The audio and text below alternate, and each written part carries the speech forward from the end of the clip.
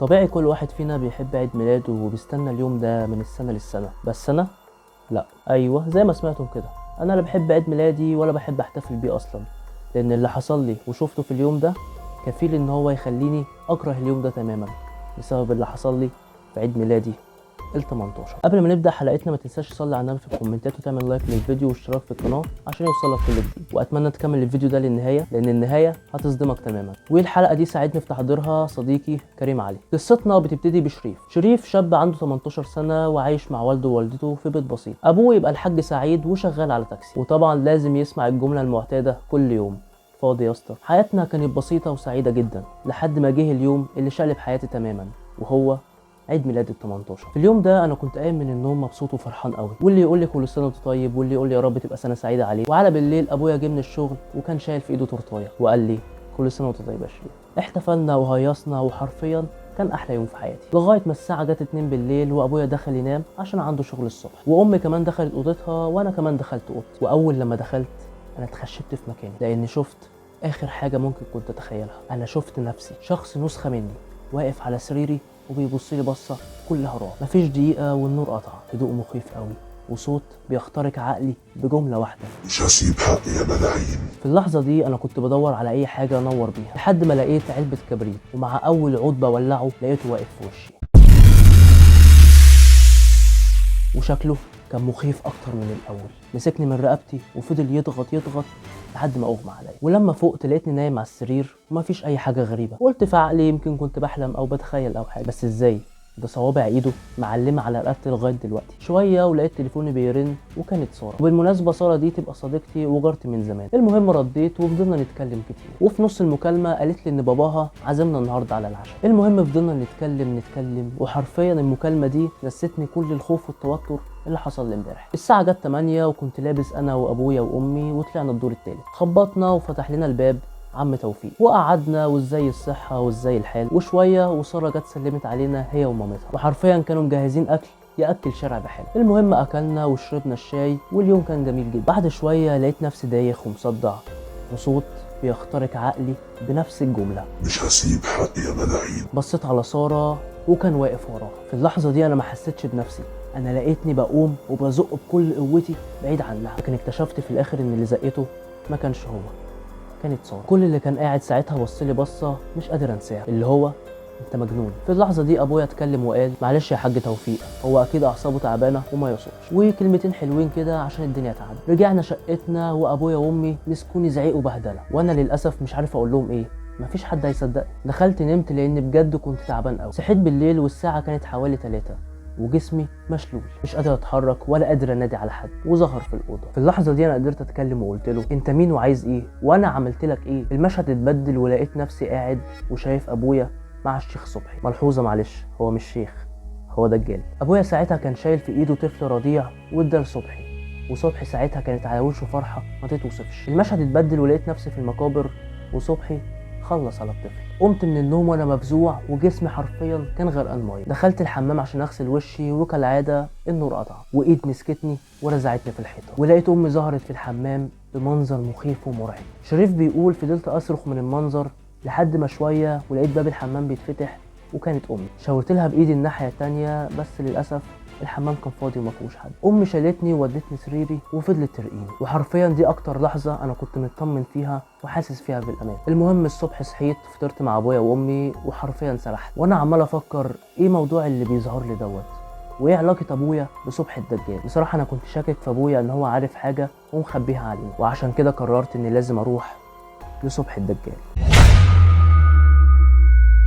طول الطريق وانا ماشي حاجه بتقول لي هو اللي هيقول لك على الحقيقه كلها، وفي نفس الوقت صوت بيقول لي ارجع انت رايح للشر برجليك. بس قررت اني هكمل ووصلت. واول لما دخلت البيت لقيته بيقول لي تعالى يا شريف انا مستنيك من زمان. قعدت قدامه وانا بسال نفسي هو انا جاي هنا اعمل ايه، والطفل اللي خلص عليه في الحلم ده كان حقيقي ولا كان ايه؟ فجاه لقيته بيقول لي كان حقيقي يا شريف. انا اتوترت وخفت وادركت هنا ان هو بيقرا افكاري. فضل يتكلم معايا وقال لي ان ده جن وفي حد مسلطه عليا وهو قادر ان هو يخلصني من كل دوت، وطلب مني اجيله بكره الساعه 10 بالليل. هو مشوار واحد وكل حاجه هتتحل. مشيت من عنده وانا في دماغي 1000 سؤال، وروحت واستنيت ابويا لغايه ما جه من الشغل وقلت له هو انت تعرف صبحي الدجال منين يا بابا؟ ابويا ساعتها وشه قلب الوان وقال لي انت تعرف الراجل الملعون ده منين؟ قلت له على فكره انا اللي بسالك، وانت مخبي عليا حاجه ومش عايز نعرفها. وبالمناسبه انا كنت عنده النهارده. الحاج سعيد زعق وقال له انت ايه اللي يوديك عنده؟ شريف حكى له كل حاجه حصلت معاه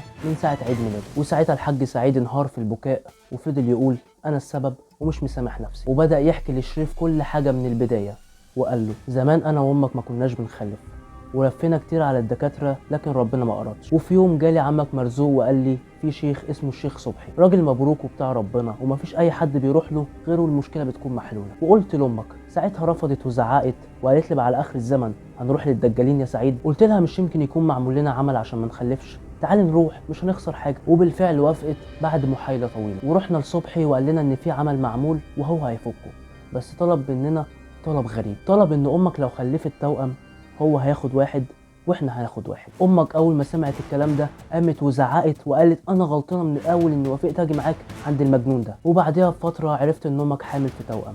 ساعتها طرت من الفرحه وما صدقتش نفسي وقلت احمدك يا رب. وساعتها صبحي رن عليا وقال لي ان لو ما جبتلوش الطفل هيخلص علينا كلنا واحد ورا التاني. ساعه الولاده اتفقت مع الدكتوره انها تاخد واحد تديهولي وتقول لامك انه مات، وفعلا عملت كده وطلعت على صبحي واديتهولي. ويعلم ربنا انا ما كنتش فاعي ولا عارف انا بعمل كده ليه اصلا، بس كنت كل اللي بفكر فيه ان محدش يأذيك لا انت ولا امك. وانا للاسف كنت غبي لان ساعتها ما كنتش اعرف انه هيقدموا قربان للجلد. شريف واقف بيسمع الكلام ده وحرفيا مصدوم صدمه مفيش بعدها، وابوه عمال يعيط ويقول له سامحني وانا خسرت اخوك ومش مستعد اخسرك انت كمان. بس شريف ما كانش بينطق من الصدمه اللي هو فيها.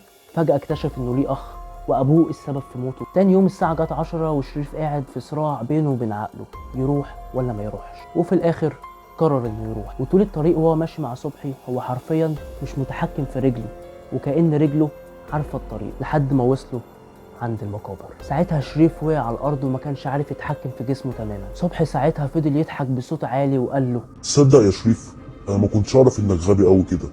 يعني بعد ما ابوك حكى لك اللي عملته في اخوك زمان جاي لي برجليك.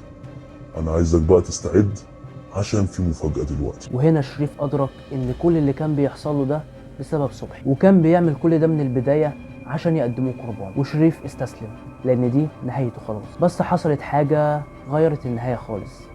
كان الشيخ علي اللي ربنا بعته في الوقت ده تحديدا عشان ينقذ المسكين دوت. المكان حرفيا كان بيترج من قوة صوت الشيخ علي وهو بيقرا قرآن، وفضل يقرا وصبحي ساعتها وقع على الأرض وفضل يصرخ، ونار من العدم ظهرت ومسكت فيه واتحرق. وزي ما بيقولوا في النهايه كده اتقلب السحر على السحر. والشيخ علي ساعتها جري على شريف وهو بيقومه وعمال يقول حسبي الله ونعم الوكيل وربنا ينتقم من كل ساحر ومن كل دجال. وبعد اسبوع الحال بقى احسن بكتير وشريف رجع احسن من الاول، والشيخ علي بقى بيجي لهم كل اسبوع ويطمن عليهم. وفي النهايه ربنا يسترها علينا ويحسن ختامنا جميعا. رساله القصه دي بتقول لك مش اي حاجه تحصل لك تقول الحل في ايد الشيخ الفلاني وانا هروح لي مش عارف مين. اي حاجه بنمر بيها في الحياه بتكون اختبار من عند ربنا بيشوفك هتستحمل ولا لا. يعني قبل ما تروح للشيخ الفلاني وتقول الحل في ايده ولا الحل في ايد الدجال الفلاني، انت فكر كده مع نفسك واقعد مع ربنا وقول له يا رب انا محتاج لك، وصدقني ساعتها هو مش هيكسفك. وبس دي كانت قصتنا النهارده. لو عجبتك ما تنساش تعمل لايك للفيديو واشتراك في القناه عشان يوصلك كل جديد. مستني رايكم تحت في الكومنت. سلام.